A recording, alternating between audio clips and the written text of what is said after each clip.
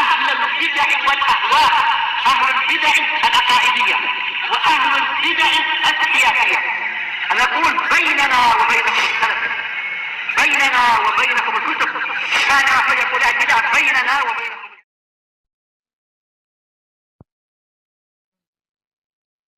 Bismillahirrahmanirrahim.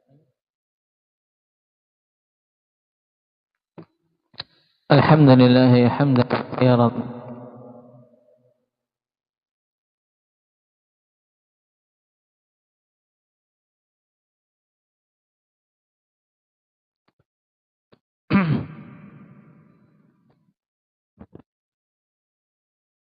Asyhadu an la ilaha illallah wahdahu la syarika lah wa asyhadu anna Muhammadan abduhu wa rasuluh sallallahu alaihi wa ala alihi wa ashabihi wa man tabi'ahum bi ihsanin ila yaumil. Amma ba'd. Alhamdulillah kita selesai dari membaca hadis Jabir yang merupakan hadis paling lengkap mengisahkan haji wada' Nabi sallallahu alaihi wasallam. Naam. Menyebutkan hadis ini Imam As-Sa'di rahimahullahu taala akan menjelaskan beberapa perincian-perincian terkait amalan-amalan di dalam haji, sehingga kita mengetahui mana yang rukun, mana yang wajibat, dan mana yang mustahabat.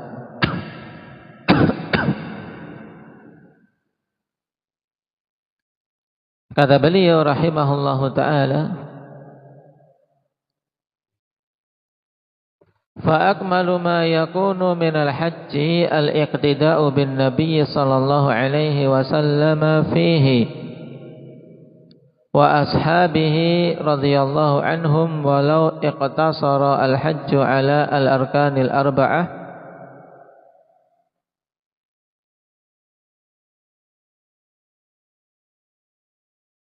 التي هي الإحرام والوقوف بعرفة والطواف والسعي والواجبات التي هي الإحرام من الميقات والوقوف بعرفة إلى الغروب والمبيت ليلة النحر بمزدلفة وليالي أيام التشريق بمنى ورمي الجمار والحلق أو التقصير لأجزأه ذلك. Nah, pada kalimat yang panjang ini, ikhwan, beliau akan memerinci beberapa hal terkait haji. Nah, cuma sebelum itu beliau mengatakan bahwasanya haji yang paling sempurna dalam penunaiannya yaitu ketika mengikuti Nabi sallallahu alaihi wasallam dan para sahabat dalam menunaikannya. Baik. Dari sini kita ketahui bahwasanya haji itu padanya dua sifat, yaitu sifatu idza'in dan sifatu kamal. Sifat haji yang sifatnya sekadar ijza', yaitu sekadar sah saja. Sifatu ijza', sifat yang haji dengannya dikatakan sah. Kemudian yang kedua sifatu kamal, sifat haji yang sempurna. Naam. Dan dhabit dalam masalah ini, ikhwan, naam, perbedaan sifatu ijza dan sifatu kamal. Untuk sifatu ijza mastamala 'ala al-wajibati faqat, atau mastamala 'ala al-wajibi faqat, yaitu haji yang mencakup hal-hal yang wajib saja, masuk di dalamnya rukun tentunya. Mencakup hal-hal yang diwajibkan saja, maka itu sah. Sedangkan sifatu kamal mastamala 'alal wajib wal masnun, yang mencakup hal-hal yang wajib dan juga yang disunnahkan. Nah, itulah ketika seorang berhaji betul-betul mengikuti Rasulullah sallallahu alaihi wasallam dalam haji beliau.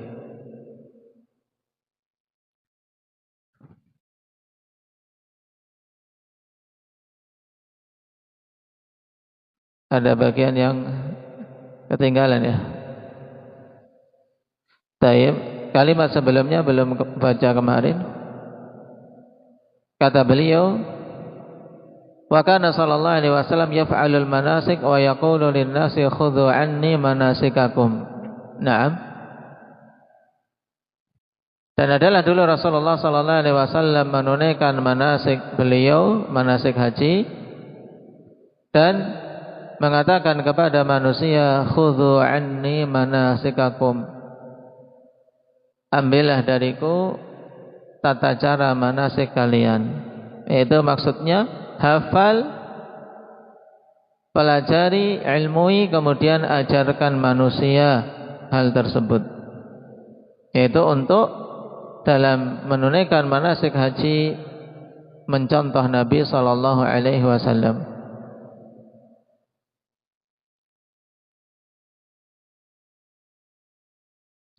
Dan hadis ini ikhwan, khudhu anni manasikakum, dalam pembahasan haji seperti hadis dalam pembahasan salat, sallu kama ra'aitumuni usalli, yang menunjukkan wajibnya kita mengikuti semua perbuatan Nabi sallallahu alaihi wasallam dalam penunaian haji, kecuali yang datang dalil mengkhususkan bahwasanya itu tidak wajib. Nah, berarti ini dalil umum ya kami. Khudhu anni manasikakum, ini perintah. Ambillah dariku manasik kalian. Perintah menunjukkan wajib. Makanya Imam Syaukani mengatakan wa hadzal dalil yastalzimu wujuba kulli fi'lin fa'alahu Nabi sallallahu alaihi wasallam fi hajjihi illa ma khassahu dalil.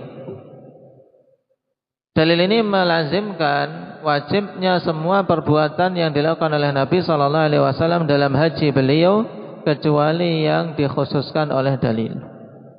Sehingga dalam pembahasan haji seorang mengatakan ini sunnah, ini hukumnya mustahab, dia dituntut dalil. Nah, dari mana dia mengeluarkan dari hukum wajib menuju mustahab. Baik. Seperti misalnya tartib dalam melempar jumrah, kemudian menyembelih dan mencukur. Apakah ini harus tartib?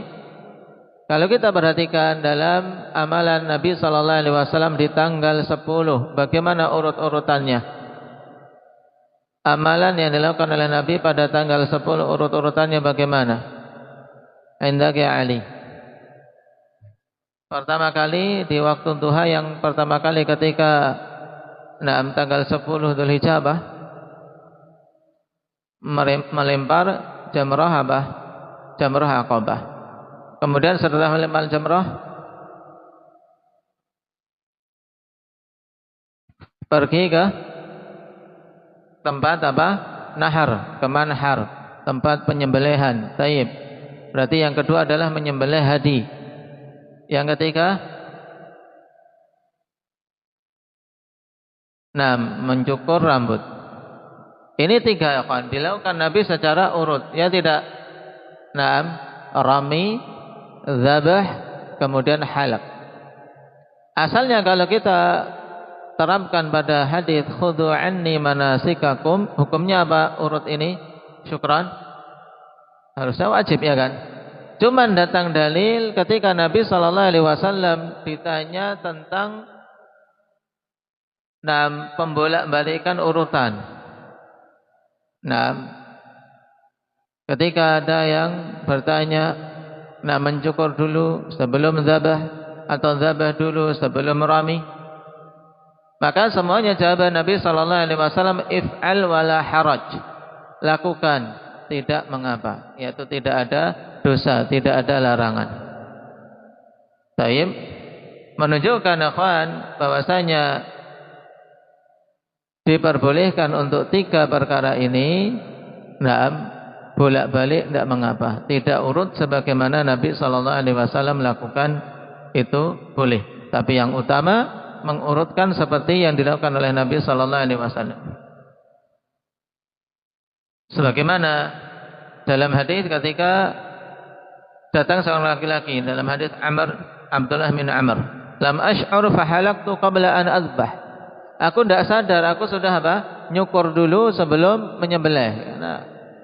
Nah, ketika ramai seperti itu, akhwan, terkadang kan seorang yang penting mana yang lega, mana yang mudah. Nah, pas tukang cukur, mungkin tukang cukurnya sedang dia dapat antrian pas itu, langsung cukur. Ternyata dia baru ingat belum menyembelih. Maka Nabi SAW idbah wala haraj. Nah, kalau demikian, sembelihlah, tidak mengapa. Dalam artian, cukur dulu tidak apa-apa, baru setelah itu sembelihlah. Kemudian yang lain bertanya lagi, fanahartu qabla an armi, aku menyembelih dulu sebelum melempar jamrah. Maka Nabi mengatakan irmi wala haraj, lemparlah sekarang dan tidak mengapa. Baik. Ini menunjukkan bahwasanya tertib untuk amalan-amalan yang dilakukan pada hari nahar ini tidaklah wajib. Baik.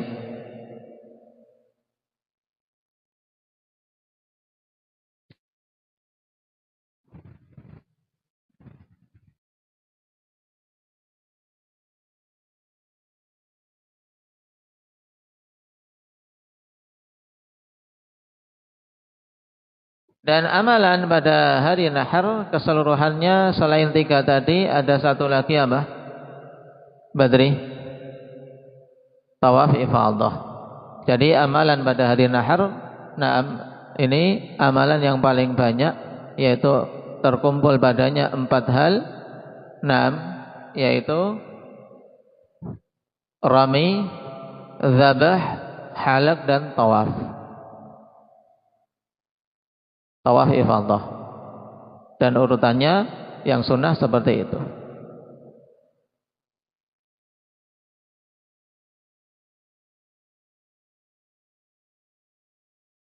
Baik. Nah, sekarang kita masuk pada pembahasan tentang arkan dan wajibat. Kata beliau, yang paling sempurna untuk haji ya mengikuti Nabi SAW dan para sahabat. Ini sifat kamal. Kemudian kata beliau, seandainya mencukupkan seorang jamaah haji pada rukun-rukun yang 4 dan kewajiban-kewajiban haji yang 6, maka sah. Maka sah. Baik. Dan rukun-rukun yang 4 dalam haji itu apa saja? Yang pertama, al-ihram. Baik. Dan haji tidak akan sah kecuali terpenuhi 4 rukun ini. Kalau salah satunya tidak dipenuhi, maka hajinya tidak sah. Sampai menunaikan rukun tersebut. Yang dimaksud dengan ihram, yang merupakan rukun pertama dalam haji, yaitu niyatud dukhul fin nusuk. Niat untuk masuk ke nusuk, yaitu ke ibadah haji.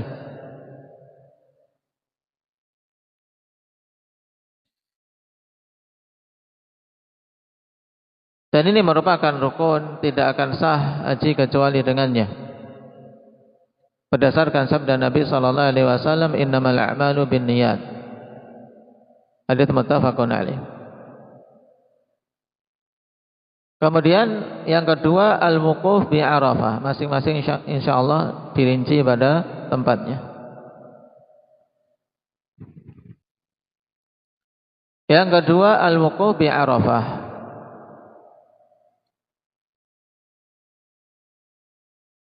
Berdasarkan ayat fa idza afattum min Arafat. Kemudian juga hadis Abdurrahman bin Ya'mar. Bunyinya bagaimana dalam masalah ini? Kashfi. Al-Hajju Arafah. Rawahu Ahmad. Dan ini merupakan rukun yang paling masyhur dari rukun haji. Makanya Nabi SAW jadikan Al-Hajju Arafah, haji yang sahih itu yang mendapati wukuf di Arafah. Kemudian rukun yang ketiga at-tawaf.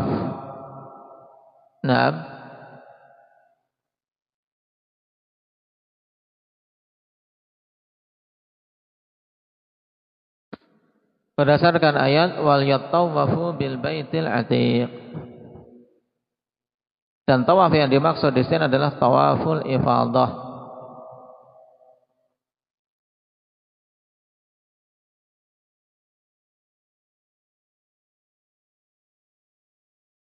Yang tidak akan sah haji kecuali dengannya.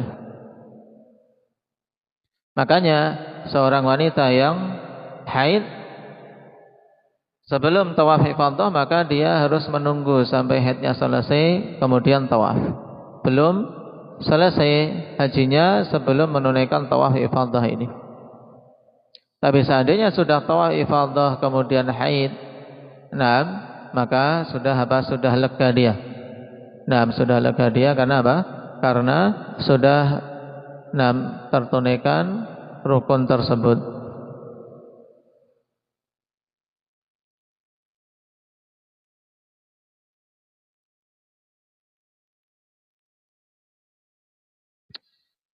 Kemudian yang keempat as-sa'yu, yaitu sa'i antara Safa dan Marwah. Sebagaimana telah kita lewati pembahasan bagaimana tata caranya. Sa'i untuk haji. Bagi seorang yang qiran berarti langsung dalam satu sa'i dia untuk haji dan umrahnya.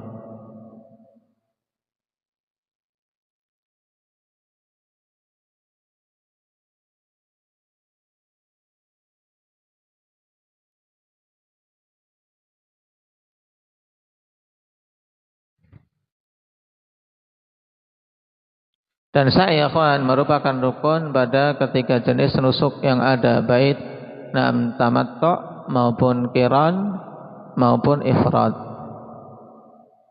Baik, bagi haji yang tamattu' maka dia melakukan sa'i 2 kali. Yang pertama sa'i untuk umrahnya ketika tiba pertama kali di Mekah setelah tawaf qudum, kemudian sa'i, kemudian kemudian mencukur untuk umrah. Setelah itu menunggu sampai hari tarwiyah. Setelah hari tarwiyah,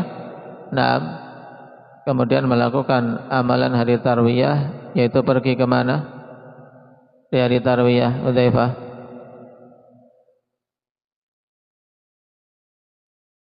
Ketika masuk hari tarwiyah berangkat pergi ke mana?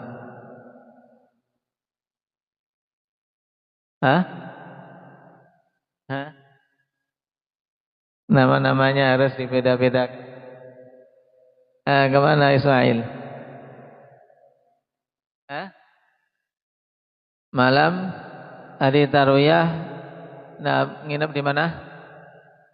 Di Mina. Taib. Ke Mina baru kemudian esoknya setelah Setelah zawal, baru wukuf di Arafah. Taib. Nah, setelah wukuf kemudian mabit malamnya, taib, di Muzdalifah. Kemudian di pagi hari tanggal 10 berangkat ke kemana pagi tanggal 10? Syukran.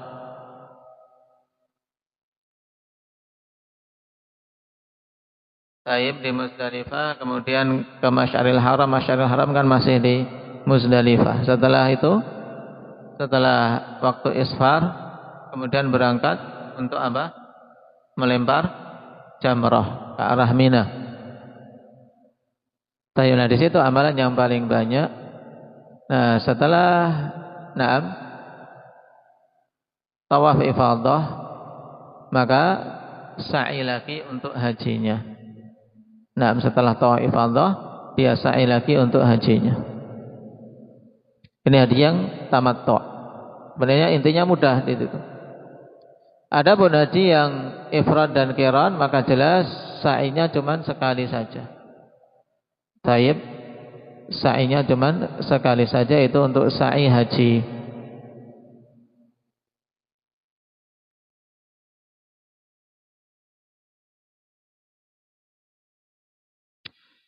Makanya Nabi SAW katakan kepada Aisyah radhiyallahu anha yang saat itu hajinya juga haji qiran, yujzi'u anki tawafuki bis safa wal marwah an hajjiki wa umratik.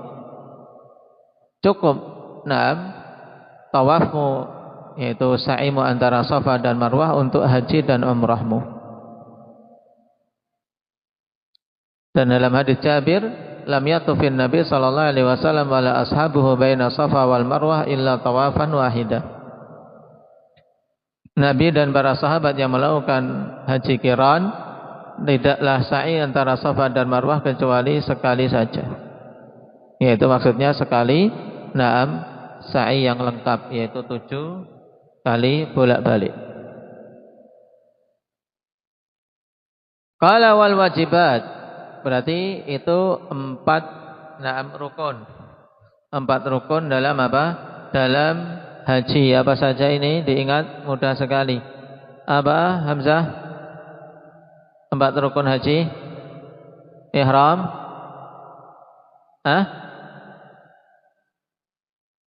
Apa? Wukuf di Arafah, tawaf, kemudian sa'i. Ya.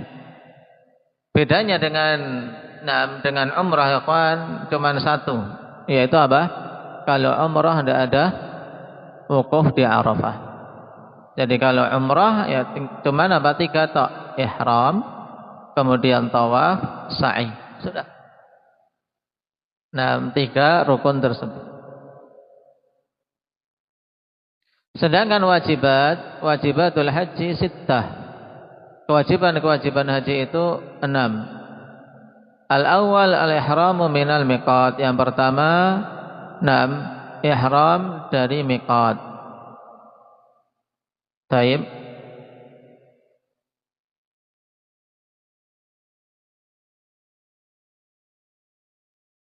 Dan berjanya wajib dengan rukun ikhwan, kalau wajib sah haji tanpanya, tapi nanti ada kewajiban membayar dam. Sedangkan rukun itu tidak akan sah haji kecuali harus menunaikannya.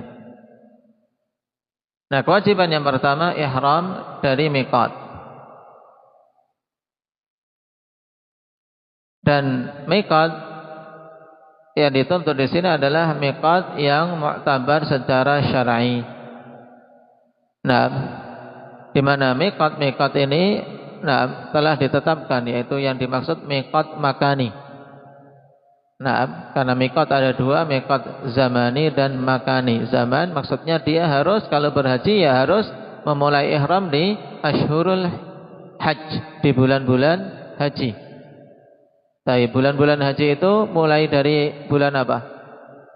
Ashhurul hajj. Al-hajju ashhurum ma'lumat. Haji itu bulan-bulannya apa? Ma'lumat, bulan-bulannya diketahui. Taib.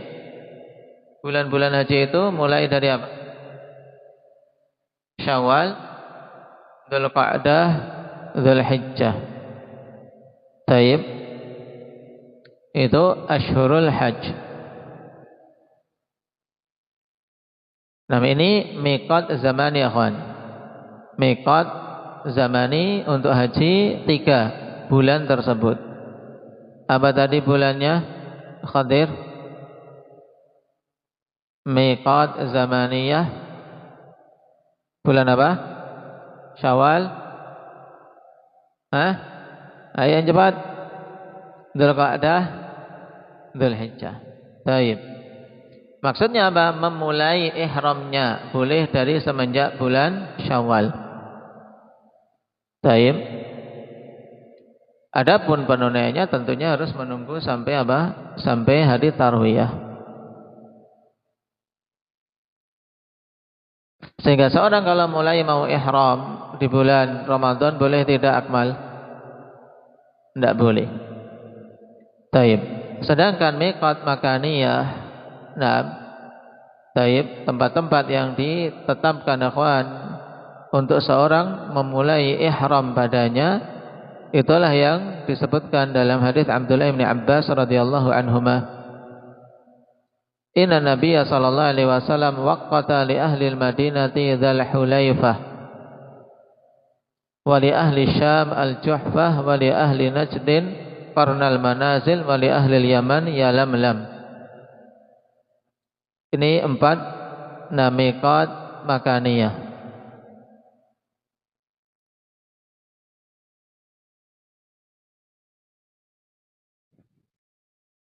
Kata beliau bahwasanya Nabi SAW telah menetapkan miqat bagi penduduk Madinah itu di Dzul Hulaifah. Dicatat, Saqif. Miqatnya penduduk Madinah itu di Dzul Hulaifah, nama tempat. Sekarang disebut sering dengan Bir Ali. Kemudian Ahlu Syam Al-Juhfah. Miqatnya Ahlu Syam itu Juhfah. Kemudian Ahlu Najdin, penduduk Najd, itu miqatnya Qarnul Manazil. Nah, demikian pula kalau ke Taif, penduduk Taif masuk di sini. Nah, dan ini miqat yang paling dekat ya kawan, Qarnul Manazil. Sehingga seandainya seseorang di Mekah kemudian dia safar ke Taif, kemudian mau kembali ke Mekah dan dia ingin umrah lagi, boleh, dan itu masyru' karena sudah melakukan safar. Wali ahli Yaman, kemudian penduduk Yaman miqatnya adalah Yalamlam. Kata Nabi, hunna lahunna waliman ata alaihinna min ghairihinna atau min ghairi ahlihinna mimman arada al-hajj wal umrah. Maka tempat-tempat itu bagi penduduknya masing-masing dan bagi orang yang datang melewatinya jika selain penduduknya, yaitu untuk selain penduduknya yang penting mana yang dilewati terlebih dahulu. Jika dia menginginkan haji dan umrah maka dia mengambil miqat dari situ. Nah,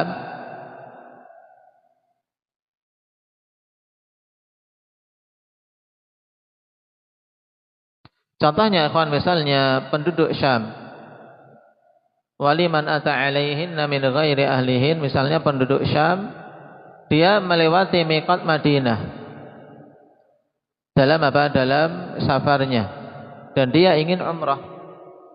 Nah, maka dia ihram dari miqat penduduk Madinah. Tidak boleh untuk mengakhirkan sampai ke miqat penduduk Syam yang itu adalah Juhfah. Jadi kalau dia sudah melewati miqat, di perjalanannya melewati miqat penduduk Madinah dulu. Kemudian nantilah aku mau ihram di miqat Juhfah. Boleh enggak? Enggak boleh. Seperti juga kita ini yang kasusnya paling banyak kita.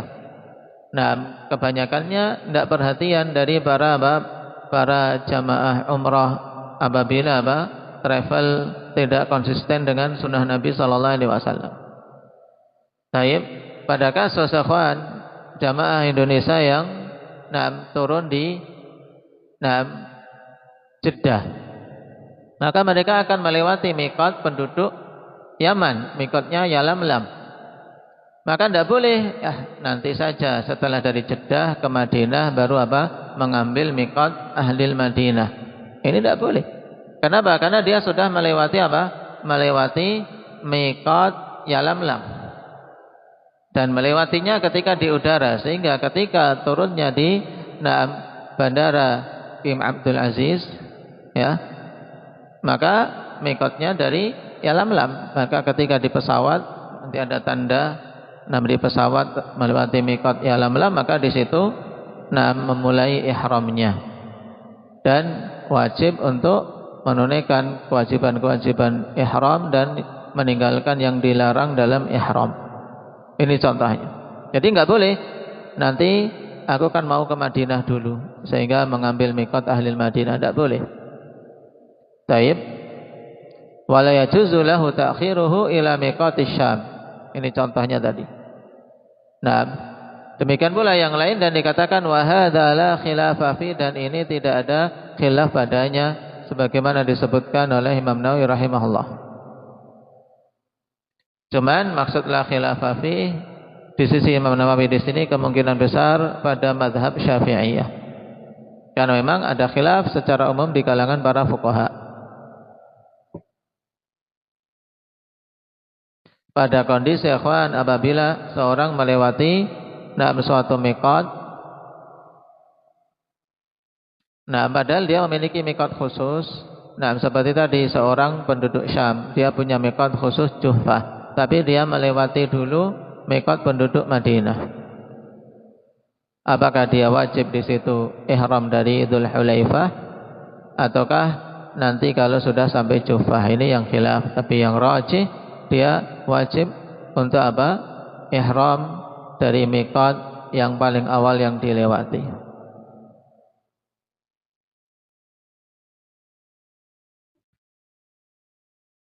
Karena Nabi SAW mengatakan waliman ata alaihinna min ghairihin.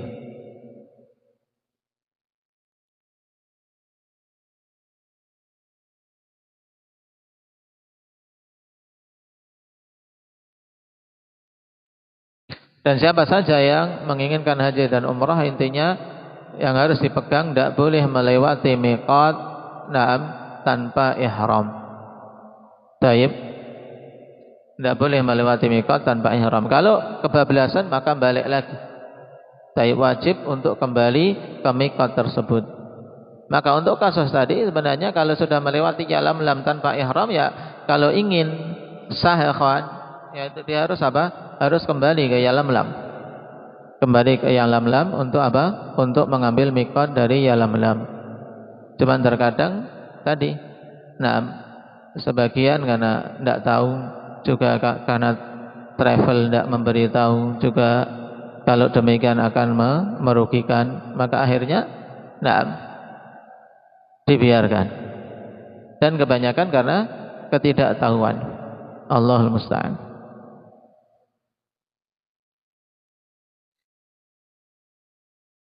Siapa yang boleh melewati miqat tanpa ihram? Yaitu orang-orang yang tidak menginginkan haji dan umrah ketika itu. Dia apa? Melewati miqat, tidak ada niatan haji dan umrah.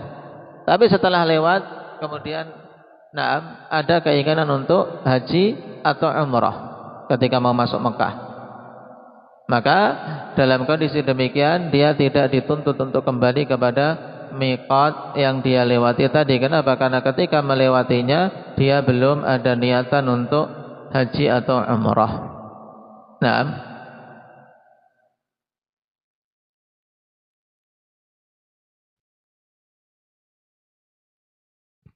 Sehingga miqatnya dari mana? Ketika sudah melewati miqat ikhwan, maka tempat miqat dia yaitu tempat dia itu mulai ihram. Karena antara Mekah dan miqat, penduduk yang berada di antara Mekah dan miqat, maka apa? Maka miqatnya ikhwan dari tempatnya. Taib.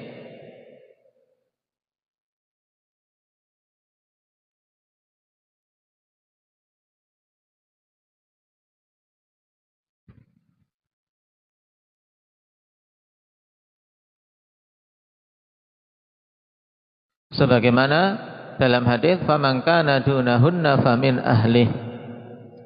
Siapa saja yang dia tinggalnya terletak antara Mekah dengan miqat, maka dari tempat tinggalnya. Sehingga miqatnya adalah tempatnya dari rumahnya. Taib.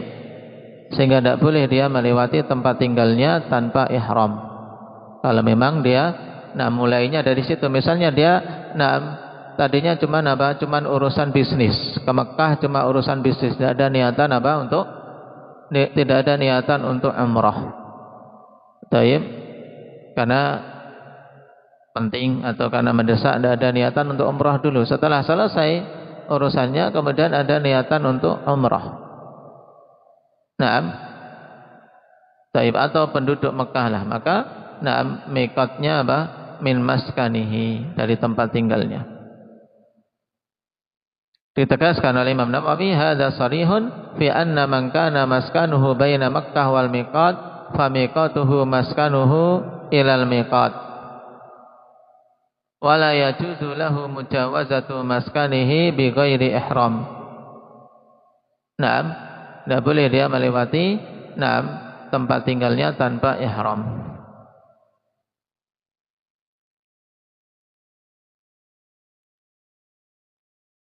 Baik. Barakallahu fiikum, ini terkait masalah miqat. Diingat empat apa jenis miqat tadi. Miqat makaniyah diingat-ingat untuk siapa saja. Barakallahu fiikum, naktafi bihadza walhamdulillah.